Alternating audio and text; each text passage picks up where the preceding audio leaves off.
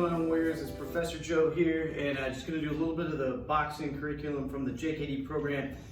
It's really pretty universal.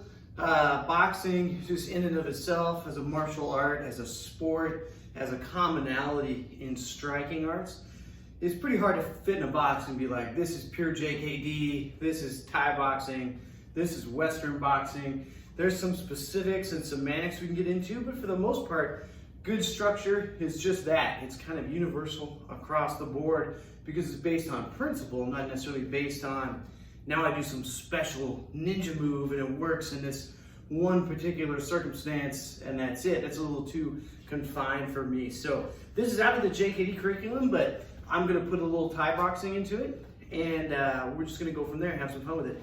So a couple weeks ago, I did a workout on the Junfan ABCs, which is attack by combination, and I did the first 5 counts. So those are all encapsulated with a kick. So just to review real quick, it was round kick, cross, hook, cross to the head, and round kick, all with the lead leg.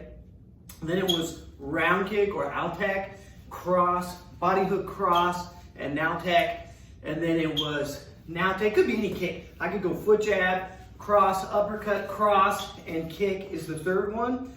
Or kick, cross, overhand, uppercut. Or kick, overhand, uppercut, overhand. And the last one is kick. 3 straight starting with the rear and kick. So if you want a whole video on those ABCs and how to perform on the heavy bag, go ahead and look back and check our library out. And look for that previous footage. I'm not tech savvy pretty much at all. You can tell by my wonderful background that we've been using. But I will do my best to put a link in the description after the video goes up. So if you want to watch those 5 counts, you can. So there's a really simple concept in JKD that goes hand and foot or foot to hand. And there's a generic kind of prescription for combinations that Bruce Lee talked about, and he wrote it in one of his books. Somebody correct me, but I think it was The Art of Fighting. This predates the Jeet Kune Do book. Another JKD instructor, Dwight Woods, he commented on this years ago. And basically he says, take 4 motions. Gonna do 4 punches. Well, okay, I'm gonna do 3 punches and the 4th one will be a kick. Okay, I'm gonna do 2 punches, the 3rd will be a kick, the 4th will go back to being a punch. So if you write it out, you would write it as like the letter P, P, P, and K. Punch, punch, punch, kick, right? So what you want to do is you want to take all your combinations and you want to make them modular, but here's the big key. They have to fit together and have some kind of synchronization to where you're not just blowing out the structure. So basically, what logically makes sense? So let's just do them as a boxing combination. So instead of ABC with foot first, I'm going to do all hands. And since it's a lead leg tool, what I'm going to do is I'm going to replace the lead leg with a jab, and I'm going to forego doing the 5th motion of every combination. So it's going to be all hands. So number 1 would be jab, cross, hook, cross. Number 2 would be jab, cross, body hook, cross. 3 would be jab, cross, uppercut, cross. 4 would be jab, overhand, uppercut, overhand, and 5 would be just jab, cross, or 4 straights.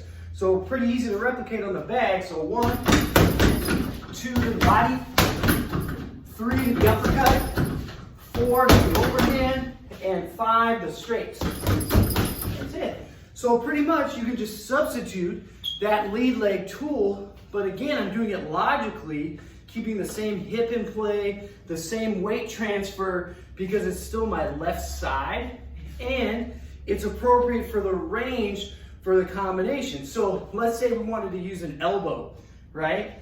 If I elbow the bag first, and that's my jab, my lead side tool, then how am I gonna follow with a boxing combination, right?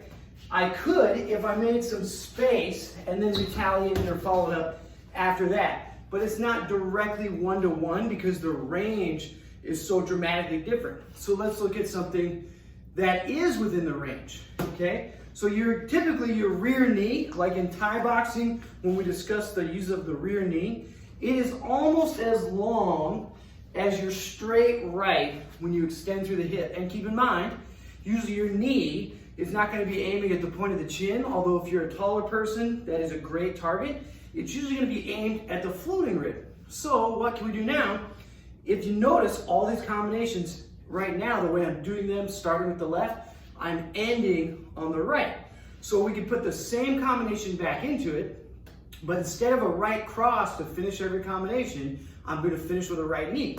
So I would go jab, cross, hook, knee, jab, cross, body hook, knee, jab, cross, uppercut, knee, jab, forehand, uppercut, knee, jab, cross, jab, knee.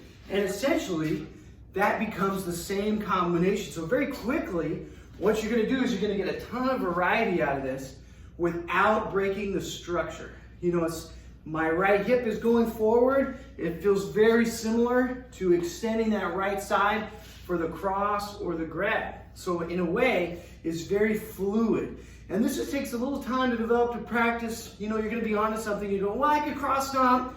But now it's not like a jab, it's like a full reset, right? Like if I did the cross stomp first, now I have to reset before I do the combination. So putting that right motion in front kind of violates the rule of the lead side tool, and again, the range and the sense of timing. So you just want to make sure everything fits together. So we could take out the jab, and we could go lead leg kick, and still end on a knee. So I could go round kick, cross hook, knee.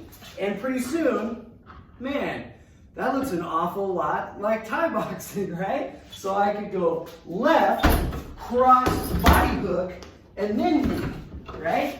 I could go left, cross, uppercut, and then knee. So now these four motions, am I doing JKD? Am I doing Thai boxing? I think I'm doing a little bit of both, right? I'm being creative with the structure that I've been giving, and I'm using the same side, so often the same limb, to represent the same tool. All right, let's just do one more, not to make this too complex. Obviously, you want to have some fluidity. The more complex you make things, the harder it is to bring your activity level up, because you're going to be sitting there thinking about what you have to do instead of just doing it. So let's look at bent arm blows. I know I mentioned the elbow earlier, but think about a hook, an uppercut, hook to the body. It's a little bit closer in general than the rear straight at length. So we could replace the bent arm blow with a corresponding elbow. So if I go back to using the jab, jab, cross, hook, cross, jab, cross, elbow. Now notice I moved in, so what I'm probably gonna have to do is either grab the head, cup the bag, use a forearm frame, and make some room for whatever the final hit is, because it is a little closer than the hook, but it's still, think about that horizontal elbow. If I do like a bump range boxing hook, is it a hook or an elbow? The only thing really different about it is the application. So jab, cross, elbow, cross. See, that time I moved back, I didn't even shove the bag. Jab, cross, body elbow, like maybe diagonal up to the rib. Jab, cross, body elbow, shove, cross. Jab, cross, overhand elbow, cross, or diagonal down elbow I did instead of an overhand, right? So you can just start to mix all this in. I can go 3 straights. 1, 2, straight elbow, push and cross. 1, 2, straight elbow, shove and cross. So that's an easy way to look at it, to make this a lot more modular, is basically look at your techniques like Legos. You know, those sets the kids put together to make whatever it is they're gonna make. Don't look so much at technique. I've got to do jab, cross, hook, cross. Well, why can't I do foot jab, cross, hook, cross, right? Why couldn't I do a switch knee, cross, hook, cross? And out of this playful structure, you'll get a ton of variety, but it won't break the combination, right? Like one way you could tell is instead of doing jab, cross, jab, what I'm gonna do is triple jab, cross, right? 1, 2, 3, 4, or 2 high and 1 low, right?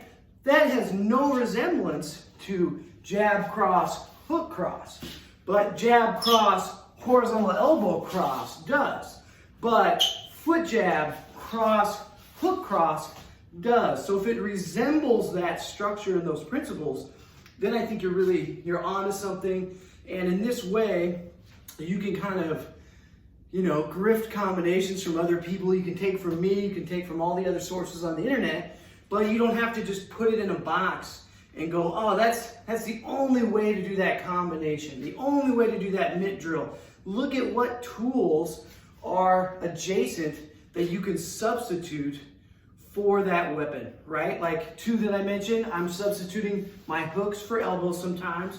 I'm substituting the lead leg for my lead jab sometimes. I'm substituting my rear knee for my rear hand sometimes because they're so connected and adjacent. It almost has the same feel to it, almost the same purpose, right? I'm throwing a hook, it's coming at a bent arm blow from around the corner to the center line. When I throw my elbow, I'm basically doing the same exact thing. So out of that, you can get a lot of combinations. But all I did this week, the first one you should have is just take out the lead leg tool, the lead leg kick, and just put a jab on it. Jab cross, hook cross. Number two would be jab cross, body hook cross, jab cross, uppercut cross, jab, overhand, uppercut, overhand, and jab, followed by 3 straights, cross, jab, cross, okay? And I think if you just play with this a little bit, you get a lot of mileage out of it. Maybe even come up with combinations I haven't even ever thought of yet. But it's a good starting point for you, and it's all part of the JKD program here at the River City Warriors Academy. So thank you guys for watching. I really appreciate all you warriors out there. Thanks for staying healthy and safe and responsible during this time. And I really appreciate you liking and subscribing to the video. If you guys have any questions, you want to give me any feedback, it's always good to hear from the community out there, regardless of whether or not you're a student in our academy or elsewhere. It's just the more the merrier. The more we share, the better we get. All right, warriors, I will catch you later. We are out.